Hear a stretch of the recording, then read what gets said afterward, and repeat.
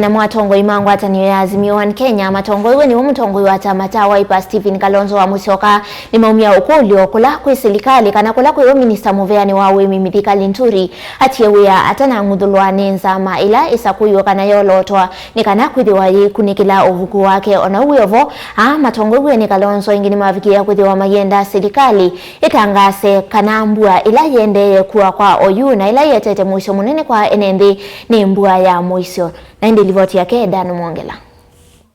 Atongo ya maine na kiwanzani cha skulu wa musingi wa Mumboni Ukamba wa Masaku ila makuatene na gavana wa kaunti ya Masaku na atongo ya ngima serikali ino dheni wa isuzo ya kwa leu na meto onduma na wavula kuyandwa la maminite ukoneka nembuwa mbingi ila yende na ukusiwa ni makuatamba uitambe wa maima mambunge nene ya kuendekethia kuveta mkwa ofisini kwa Minister Muveani wa Wemi Mithika Linturi. Kama Linturi amekuwa impeached, I find it very strange, and it goes against the concept of supremacy of parliament itself. Kwamba now that decision by 149 members of parliament has now to go to a committee for verification. That is so. Linturi, kwa heshima yako na heshima ya nchi, ujiondoe mapema.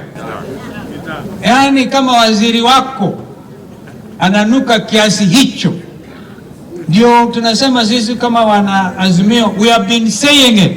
Tumesema na tukasema hatutawachilia hapo mpaka wote watimuliwe mamlakani. Wengi ni makule serikali nene itanga sembua mbingila yende na ukusi wanaekaete kwa nangika na kutiwa kwa madhayo kwa andu aingi tathina munene wanthi kana national disaster. Na kama wanaazimio tukiongoza na Mheshimiwa Kalonzo Musyoka, tunataka tuulize serikali ya Kenya kwanza ya kwamba janga hili tunaona Kenya sasa sio la kaunti ya Machakos peke yake, sio kaunti ya Nairobi peke yake, ni janga ambalo limeathiri kaunti karibu 32. Almost 32 counties out of 47 have been affected by the floods, meaning this is a national crisis. And as Azimio, we are demanding that time has come when Kenya Kwanza should make up their minds and declare this a national disaster. Hivyo ndio tunataka tuone kila mtu. Once we have declared a national disaster, we'll have all hands on deck.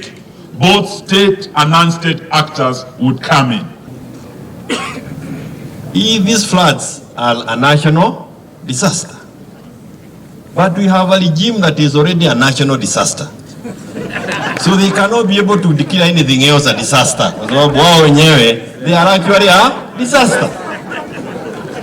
Elimu, disaster.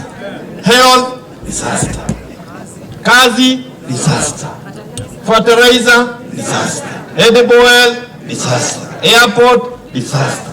Wao wenyewe, disaster. Na mimi nataka mchunge hii maneno.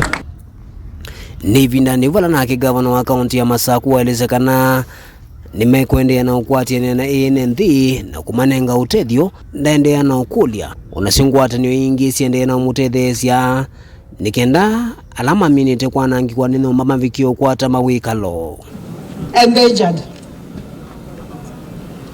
Your Excellency Dr. Stephen Kalonzo Musyoka, sisi hapa for the last 1 month it has been tough for us, but wale watu wetu wameadhirika, tumejaribu kama serikali ya county tukishikania na national government kuingia kwa kila vikijiji kujaribu kupatia watu wetu chakula na usaidizi. Na sisi tumefurahia sana leo. Najua kuna wale wamebomokewa na nyumba zao. Ayala nyumba zao sio mbokia. Na nabesudi na mo.